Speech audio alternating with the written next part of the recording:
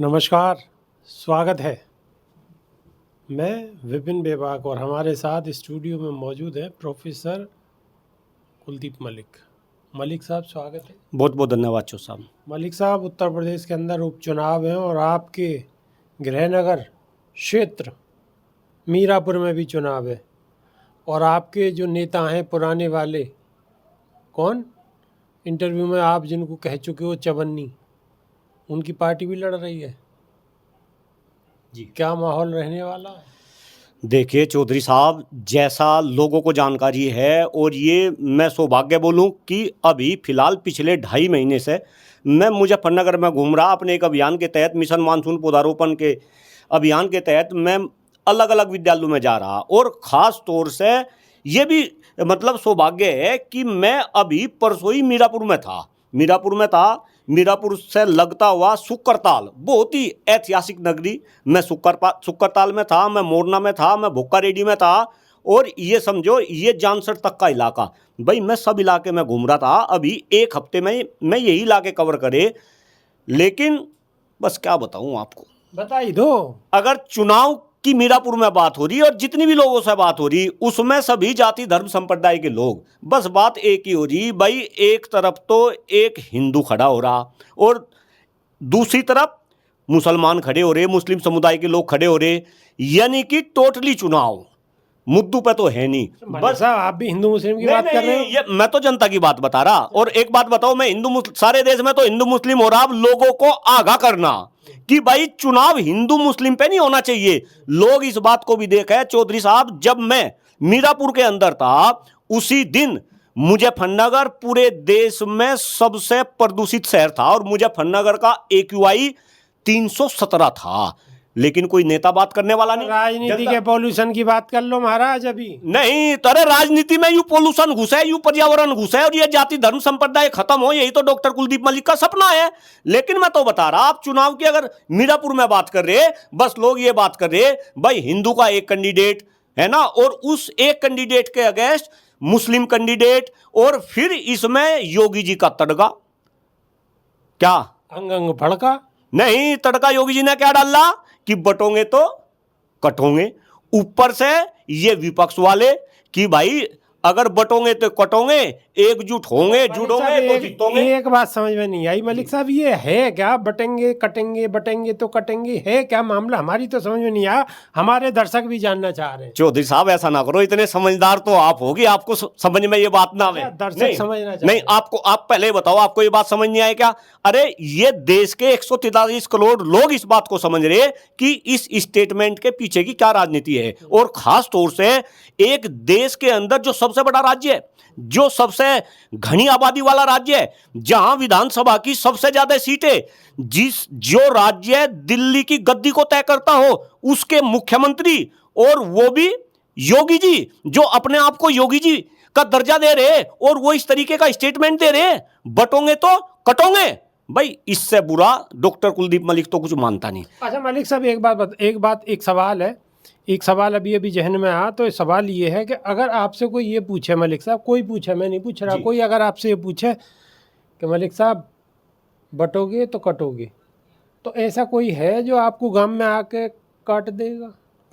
नहीं भाई, गांव वालों को तो कौन काट सके यार। मैं तो देखो चौधरी साहब, बिल्कुल स्पष्ट बात करो, ये तो नेताओं की चाल है। ये नेता हिंदू मुस्लिम करके वोटों का ध्रुवीकरण कर रहे, वोटों को बांट रहे।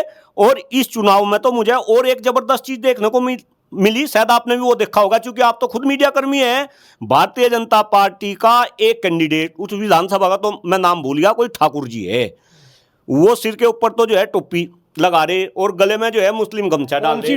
कौन सी टोपी? गोल टोपी, अरे खुल के बोलो ना। जाली वाली टोपी लगा रहे। बीजेपी के कैंडिडेट है। अच्छा, बीजेपी के कैंडिडेट है। उस विधानसभा का नाम मुझे ध्यान नहीं आ रहा, और वहां पे मुसलमान है 60%, यानी कि अगर मुसलमान 60% है तो तब तो बीजेपी वाले सिर के ऊपर गोल टोपी रख लेंगे, गले में जो है गमछा डाल लेंगे, मुसलमानों की वोट डाल लेंगे, और इनके मुख्यमंत्री ये कहेंगे कि बटोंगे तो कटोंगे। यानी कि कहीं ना कहीं जो ये समानांतर लाइन खींचने की कोशिश कर रहे हैं कि जहां मुसलमान है वहां तो मुसलमान को दबा लो, और जहां इन्हें ये देखा है कि भाई हिंदू को एकजुट करना तो फिर बटोंगे कटोंगे। लेकिन मुझे ऐसा लग रहा कि अब धीरे धीरे इस देश की जनता समझ गई। और मैं तो कह रहा भाई, अगर हिंदूवादी लोग हैं, हिंदूवादी मुख्यमंत्री है, हिंदूवादी प्रधानमंत्री है, तो हिंदुओं के लिए क्या कर दिया, मुझे एक भी तो काम बता दो।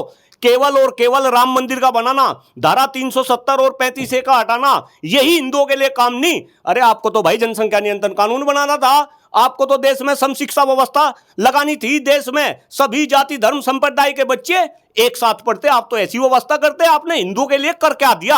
अब हिंदू भी इस बात को समझ गया, और खास तौर से भारतीय जनता पार्टी के साथी, क्योंकि भाई मेरे तो साथी भारतीय जनता पार्टी में भी जानने वाले, सब पार्टियों में जानने वाले, वे इस बात को ध्यान दे कि अगर इस तरीके से आप बांटने की कोशिश करेंगे तो कहीं ना कहीं भारतीय जनता पार्टी को नुकसान होना शुरू होगा, और आगे भी नुकसान होगा। देखो, भाजपा ने ऐसी बात नहीं है, काम तो किया है। काम देखो ये किया, मैं बताता हूँ आपको। काम ये किया है कि लोगों के अंदर नई जागृति आई है श्री राम के प्रति, भगवान के प्रति, ठीक है, आस्था बढ़ी है। अब आप कहोगे कि बीजेपी में बढ़ी है, मैं भगवान की बात कर रहा हूँ, ठीक है। आप अगर मुजफ्फरनगर जाओगे तो आपको रास्ते में अगर ठेले फल बेचने वाले दिखाई देंगे, तो फल बेचने वालों के यहाँ पे एक झंडा ज़रूर लगता हुआ दिखाई देगा आपको। अच्छा, मज़े की बात यह है कि वो झंडा सभी ने लगा रखा है, ठीक है, भगवा झंडा। और भगवा में पहले थे श्री राम, लेकिन अब भोले शंकर आ गए। ये तब्दीली देखी है मैंने। नहीं चौधरी साहब, आपने तो ये तब्दीली देखी, मैं बता दूं मैं क्या क्या देख रहा भाजपा के राज में तब्दीली। मैं मुजफ्फरनगर में पिछले 2.5 महीने से हूं, और 2.5 महीने से मैं ये देख रहा, मैं मुजफ्फरनगर के किसी भी कॉलेज में गया, वो कॉलेज किसी गांव में है या किसी कस्बे में है, उस गांव में, उस कस्बे में दारू के 3-3 ठेके खुल रहे। किसी भी गांव की बात, अब मेरी बात पूरी होने दो। 3 ठेके कौन से? देसी शराब की दुकान, इंग्लिश मदिरा की दुकान, और महा ठंडी बियर की दुकान। और आप शाम के टाइम चले जाओ, वहां नौजवान बेचारा झूमता हुआ नजर आ रहा। ये काम भी भारतीय जनता पार्टी की सरकार ने किया। आप देखो, अभी आप मीरापुर की बात कर रहे, मीरापुर के बारे में मैं थोड़ी सी R&D कर रहा था। मीरापुर कभी उद्योग के नाम से जाना जाता था। मीरापुर का कंबल हिंदुस्तान के अंदर नहीं, पूरे विश्व के अंदर जो है मीरापुर का कंबल फेमस था। 1971 में वहां पे सरकार ने कंबल की एक फैक्ट्री भी लगाई थी। इसके बाद में मीरापुर के अंदर बाउल बनाए जाते थे, चीनी मिट्टी के बाउल बनाए जाते थे। वो देश और विदेश में उनका बहुत बड़ा कारोबार था। अब कोई कंबल का व्यापार भी खत्म, और वो दूसरा व्यापार भी खत्म। और व्यापार अगर खत्म तो फिर जो है बेरोजगारी तो होगी होगी। तो अब ना तो कोई व्यापार की बात कर रहा, ना कोई जो है रोजगार की बात कर रहा, ना कोई शिक्षा व्यवस्था की बात कर रहा। अब मैं पर्यावरण की बात करूं तो आप भी मेरा मुंह बंद कर रहे। ना कोई पर्यावरण की बात कर रहा, ना कोई शिक्षकों के मान सम्मान की बात कर रहा। बस अब तो एक ही बात कर रहे चुनाव में, भाई हिंदू और मुस्लिम। और मैं इस बात को गंभीरता से कह रहा, मोदी ना जी मेरी बात पूरी होने दो। अब मोदी जी पे चले गए, मीरापुर की बात हो रही, मीरापुर से मोदी जी का क्या मतलब भला भाई? अब आप मोदी जी पे चले गए, मतलब है। नहीं नहीं, कोई मतलब नहीं है मोदी जी का मीरापुर में। मैं बताऊंगा। नहीं, आप क्या बताओगे? मैं बस याद दिलवाऊंगा। मैं और बता दूं आपको, चुनाव की डेट पीछे हटा दी। पता आपको इस बात का? ये भी तो पता होगा। क्यों हटा दी? आपको नहीं पता क्यों हटा दी? ये भी एक गंभीर सवाल है।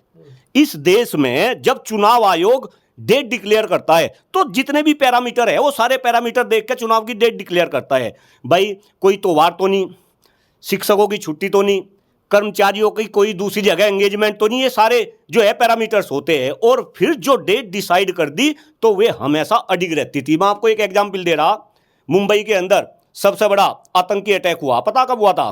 9/11, सबको पता। मुंबई दहलगी थी, और वो 11 तारीख को अटैक हुआ, 9/11 हुआ, और 27 तारीख को महाराष्ट्र में चुनाव थे। इसके बाद में कई राज्यों में चुनाव थे, तब भी डेट चेंज नहीं हुई। लेकिन अब आप क्या देख रहे? हरियाणा में डेट चेंज होगी थी, इसके बाद में अब ये उपचुनाव की डेट चेंज कर दी। तो कहीं ना कहीं जो स्ट्रेटजी सत्ता पक्ष वाले लेकर चल रहे कि भाई हम ये स्ट्रेटजी लेकर जीतेंगे, अगर ये इसमें असफल होते हुए दिख रहे तो ये फिर डेट को आगे बढ़ा दे।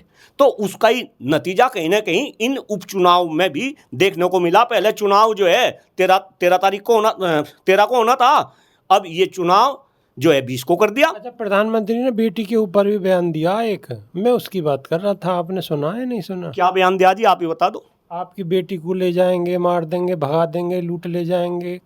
नहीं, मैं कह रहा भाई जो बेटी को ले जाएंगे और जो बेटी को लूट लेंगे और जो बेटी के साथ में दरिंदगी कर देंगे, इनका इलाज करो ना तुम। तुम इनका इलाज करो ना। अरे तुम सत्ता भोगने के लिए थोड़ा ही आए थे, तुम तो इनका इलाज करने के लिए आए थे। जनसंख्या नियंत्रण कानून बना दो ना, सम शिक्षा व्यवस्था लागू कर दो ना। हिंदू का, मुस्लिम का, सिख का, ईसाई का, सबका बच्चा एक जैसा एक जैसे होंगे। चौधरी साहब सारी शिक्षा व्यवस्था को बर्बाद कर दिया, किसानों को बर्बाद कर दिया, जवानों को बर्बाद कर दिया, कर्मचारियों को बर्बाद कर दिया। और ये तो मुद्दे हैं नहीं, और मुद्दे हिंदू मुस्लिम और आप जैसे गंभीर पत्रकार भी इस तरीके की बात कर रहे हैं। यानी कि आप भी कहीं ना कहीं मोदी जी के स्टेटमेंट को जो है बढ़ावा दे रहे हैं। अरे मोदी जी क्या बोल रहे, पूछो ना मोदी जी से, महंगाई कहां गई, भ्रष्टाचार कहां गया, धन काला धन लेने वाले थे। मोदी जी कहाँ बोलते हैं? नहीं बुलवाओ ना, नहीं बोलते। आप बुलवाओ ना, आपका काम है। नहीं बोलते। आप बुलवाओ ना भाई। एक बात बताओ, आप भी तो पत्रकार है ना। मेरी बात पूरी होने दो। आप भी तो पत्रकार है, आपके संगठन है, और आप तो जबरदस्त पत्रकार है। आपकी हमारी इतनी वीडियो वायरल होती है, तो आप जैसे लोग बुलवाओ ना। मोदी जी को क्यों नहीं बोलते? मोदी जी क्या दिक्कत है, आप उनसे पूछते क्यों नहीं? और अगर मोदी जी नहीं बोलते तो मोदी जी के खिलाफ तुम मोर्चा खोल लो। तो अब मोदी जी के खिलाफ आप बोल तो रहे हो। नहीं, आप भी बोल लो ना, आप भी बोल लो ना भाई। एक डॉक्टर कुलदीप मलिक के बोलने से कुछ नहीं होने का। और मैं तो नहीं कह रहा मोदी जी मेरे दुश्मन है क्या? दुश्मन है मेरे मोदी जी? मेरे तो दुश्मन नहीं। मैं तो कह रहा मोदी जी जो अच्छे काम कर रहे, बस मोदी जी की तारीफ करो। अच्छा, मोदी जी का अच्छा काम बताओ। धारा 370 35 से हटा दी, सब अच्छा बता रहे। डॉक्टर कुलदीप मलिक समर्थन कर रहा, राम मंदिर बना दिया। राम मंदिर तो कोर्ट ने बनाया। चलो कोर्ट ने बनाया, मोदी हम तो नहीं कहे, भाजपा वालों ने बना दिया, बढ़िया काम कर दिया। इंफ्रास्ट्रक्चर पे काम हो रहा। वैसे अपने घर तक तो पैसा मोदी जी और अमित शाह जी और गडकरी जी लगा नहीं रहे। सारा काम जो है सब पता कैसा हो रहा, लेकिन इंफ्रास्ट्रक्चर का काम हो रहा, तारीफ करो।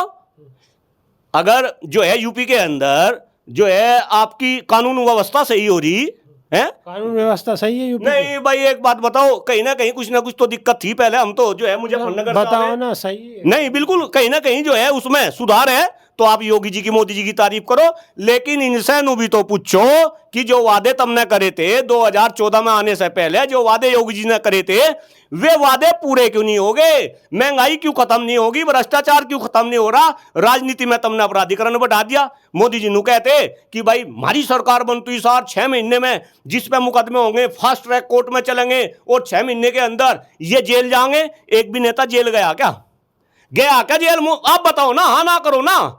एक भी नेता जेल गया क्या? कोई भी जेल नहीं गया। ब्रजभूषण शरण सिंह, उसके ऊपर उसके खिलाफ आंदोलन हुआ, सबने कहा वह बलात्कारी है, वो आंदोलन हुआ पूरे देश में, आन बान शान बेटियां बैठी रही, उसे साइडलाइन कर दिया, उसके बेटे को लिए उसे संसद में बैठा दिया।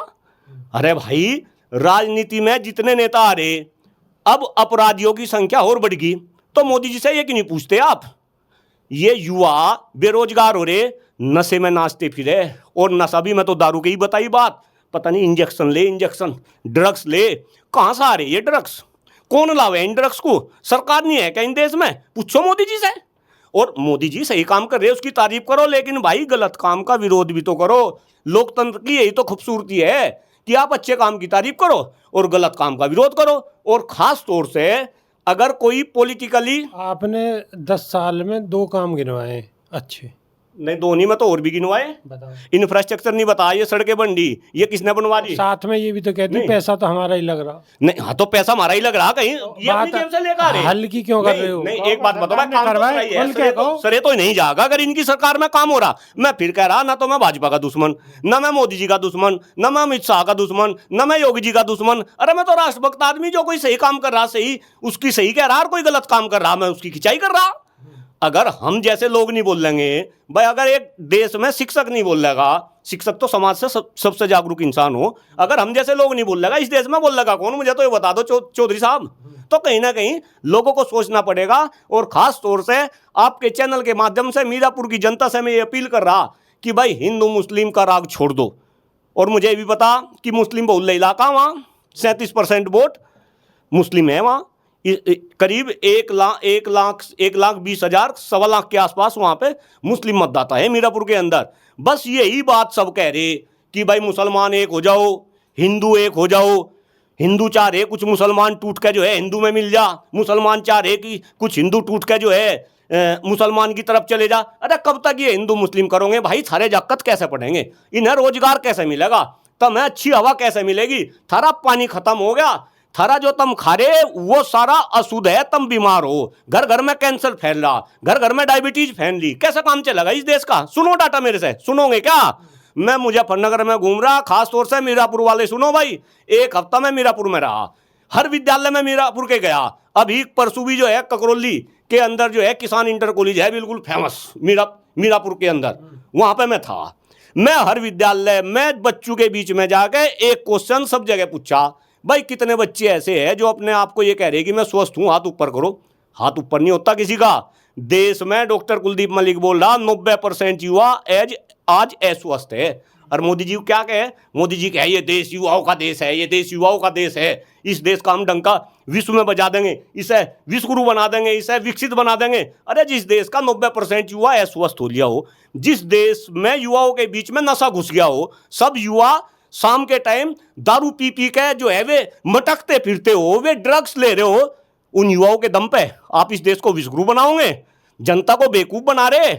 ये जनता बेवकूफ नहीं बनने वाली यार। मलिक साहब लास्ट सवाल आखिर ये नहीं लास्ट नहीं, तुम कितने ही पूछो, मैं कौन सा कुछ डरने वाला। ना लास्ट सवाल, ये विश्व गुरु क्या है? ये विश्व गुरु की क्या उपाधि है? ये थोड़ा विस्तार से दर्शकों को समझ। बिल्कुल, देखिए चौधरी साहब, अगर आप विश्व गुरु की बात कर रहे हैं, इसका मतलब है कि आपका डंका विश्व में बज रहा, यानी कि आपकी दबंगई चल रही, आप हर क्षेत्र में आगे हैं। और हर क्षेत्र का मतलब, जहां तक, चूंकि मैं तो तकनीक का आदमी, मैं तकनीकी में प्रोफेसर हूं कंप्यूटर साइंस के अंदर, अगर आपको विश्व गुरु बनना तो आपको तकनीकी क्षेत्र में आगे बढ़ना पड़ेगा। एक बात बताओ, अमेरिका की जनसंख्या मात्र 34 करोड़ है। जिसे चाह उसे ही आंख दिखा दे, जिसे चाह उंगली करके जो है ऐसे ही नीचे कर दे, अमेरिका है विश्व गुरु। तकनीक देखो अमेरिका की।